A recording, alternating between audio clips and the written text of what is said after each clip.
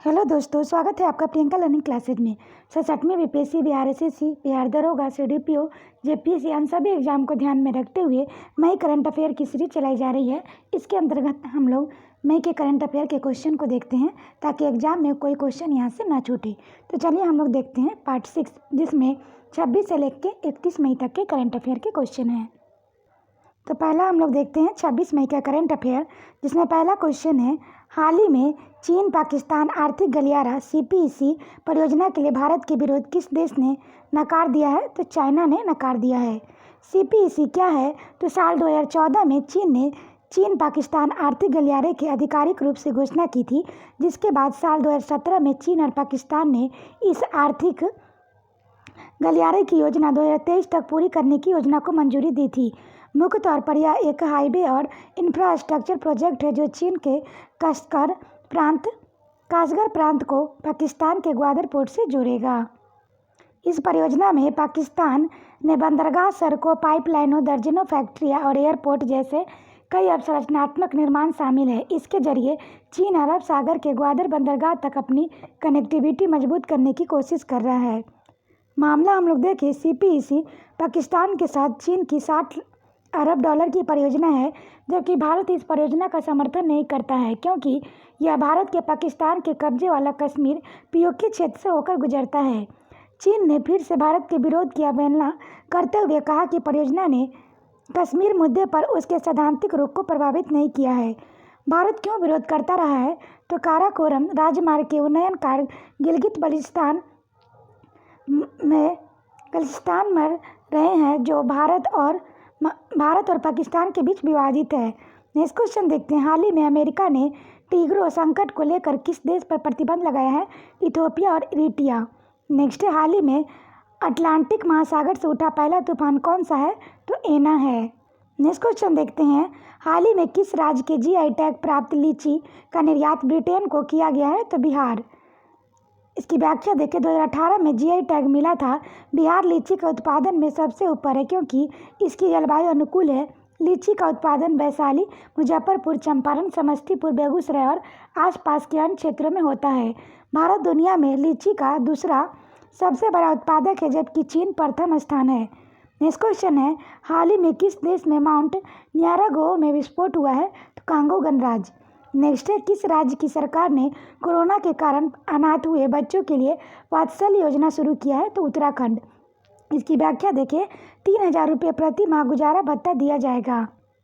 Next question है, RBI के innovation hub के नए सीईओ के रूप में किसे नियुक्त किया गया है? तो राजेश बंसल को नियुक्त किया गया है।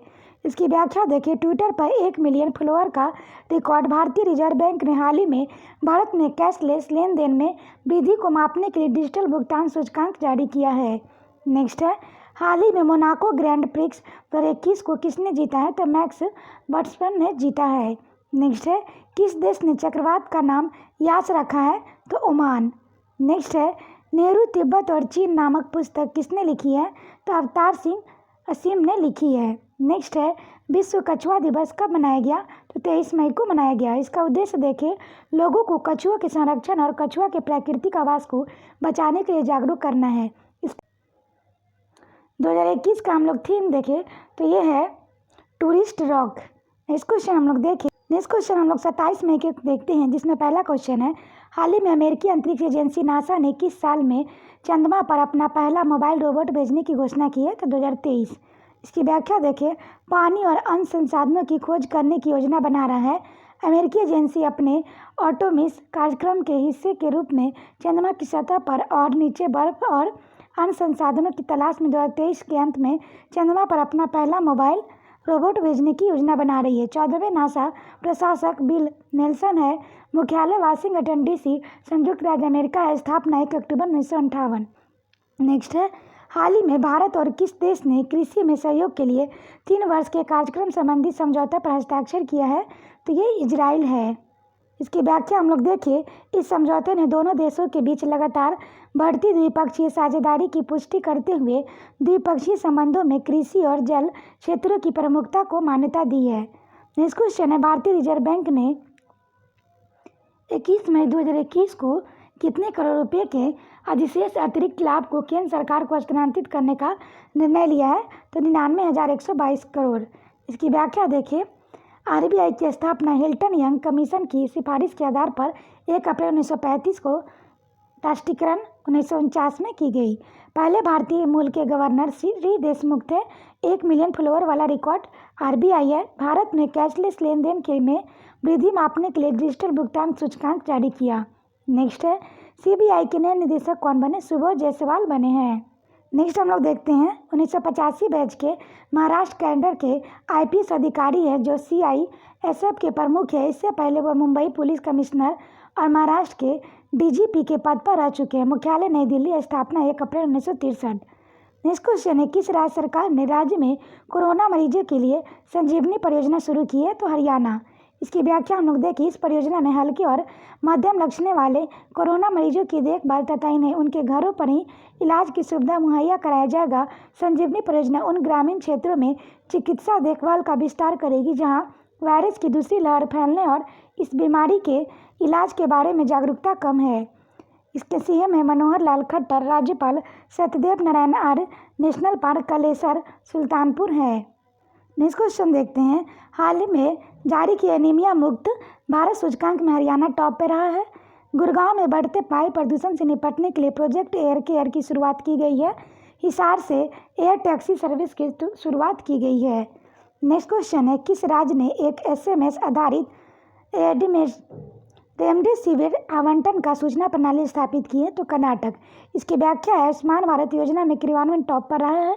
भारत की पहली गर्ल्स फुटबॉल एकेडमी बेंगलोर रहा है। नेक्स्ट क्वेश्चन है, केंद्र सरकार ने कोरोना महामारी की वजह से प्रत्येक ट्रांसजेंडर को कितने रुपए का वित्तीय सहायता देने का फैसला लिया है? तो 1500 रुपये।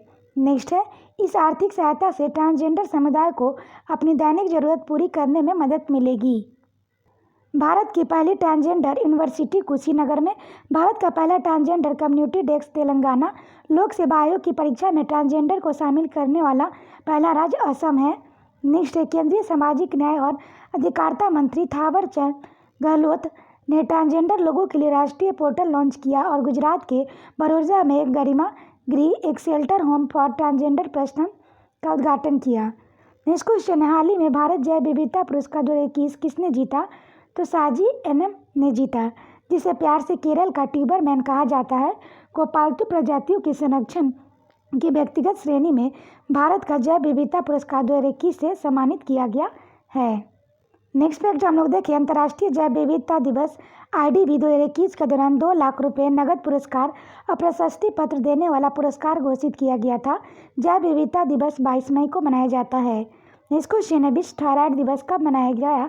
तो 25 मई को मनाया गया। इसकी व्याख्या है, थायराइड एक प्रकार की एंडोक्राइन ग्रंथि है जो हार्मोन को बनाती है। थायराइड हार्मोन में कमी से हाइपोथायराइडिज्म, अचानक वजन बढ़ना होता है, और थायराइड हार्मोन के बढ़ने से हाइपरथायराइडिज्म होता है, और पुरुषों की तुलना में महिलाएं इस बीमारी से अधिक ग्रसित होती है।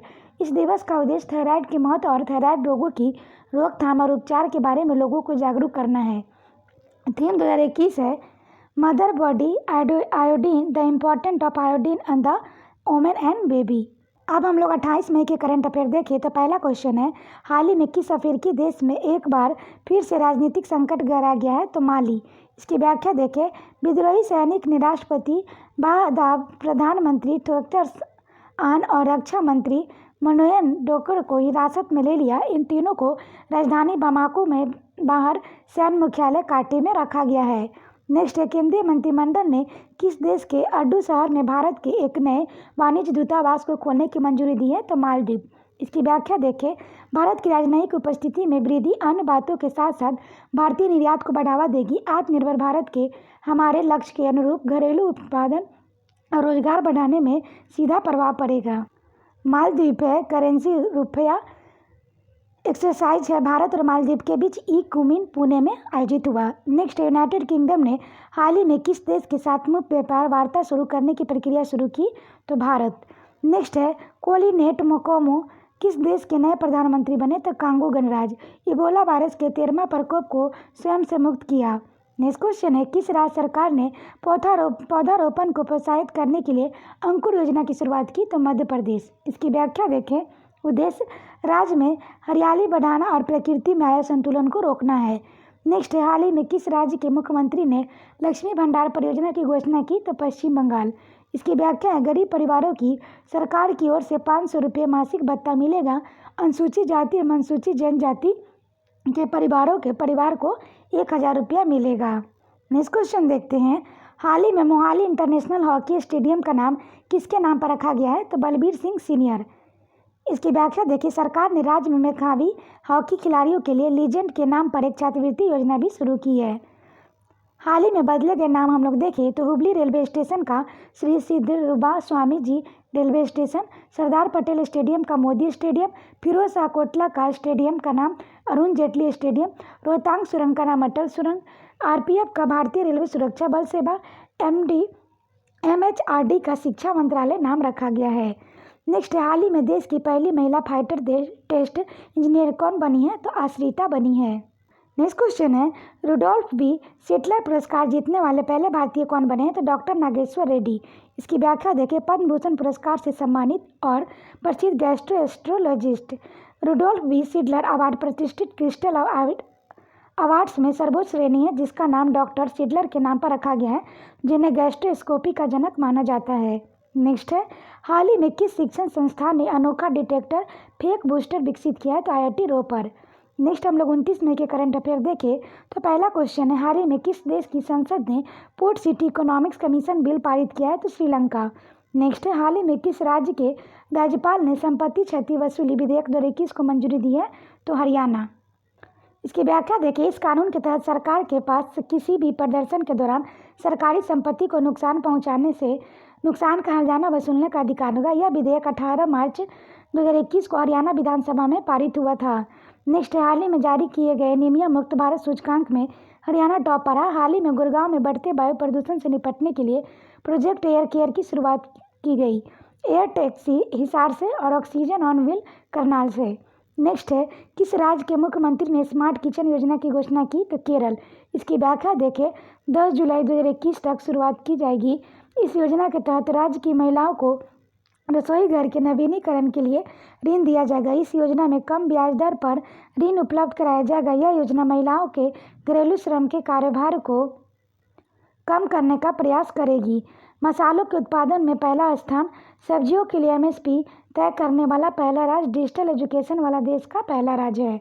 नेक्स्ट क्वेश्चन देखते हैं, केंद्रीय महिला एवं बाल विकास मंत्रालय के अनुसार सरकार कितने देशों में अपने उच्च योग दूतावासों में वन स्टॉप सेंटर खोलेगी? तो 9। इसकी व्याख्या हम लोग देखें, इसमें Bahrain, Kuwait, Oman, Qatar, UAE, Australia, Canada, Singapore, Saudi Arab शामिल है। वन स्टॉप सेंटर का मकसद महिला विरोधी हिंसा से निपटना है और अधिकारी के अनुसार भारत में 300 और वन स्टॉप सेंटर खोले जाएंगे। नेक्स्ट है, हाल ही में किस भारतीय को स्पेन के सर्वोच्च नागरिक सम्मान से सम्मानित किया गया है? तो अमर्त्य कुमार सेन। इसकी व्याख्या देखें, प्रिंसेस ऑफ आर्टूरियस अवार्ड से सम्मानित किया गया है। स्पेन का शीर्ष पुरस्कार है। उन्हें 20 देशों के 41 उम्मीदवारों में से चुना गया था। अब हम लोग देखते हैं 30 मई के करंट अफेयर, जिसमें पहला क्वेश्चन है, चौथे कार्यकाल के लिए बशर अल असद किस देश के फिर से राष्ट्रपति बने हैं? तो सीरिया। इसकी व्याख्या देखें, सीरिया के राष्ट्रपति बशर असद को कुल मतों में के 95.1% से भारी जीत के साथ लगातार चौथे 7 साल के कार्यकाल के लिए फिर से निर्वाचित किया गया है। सीरिया की राजधानी दशमक मुद्रा सीरियाई पाउंड।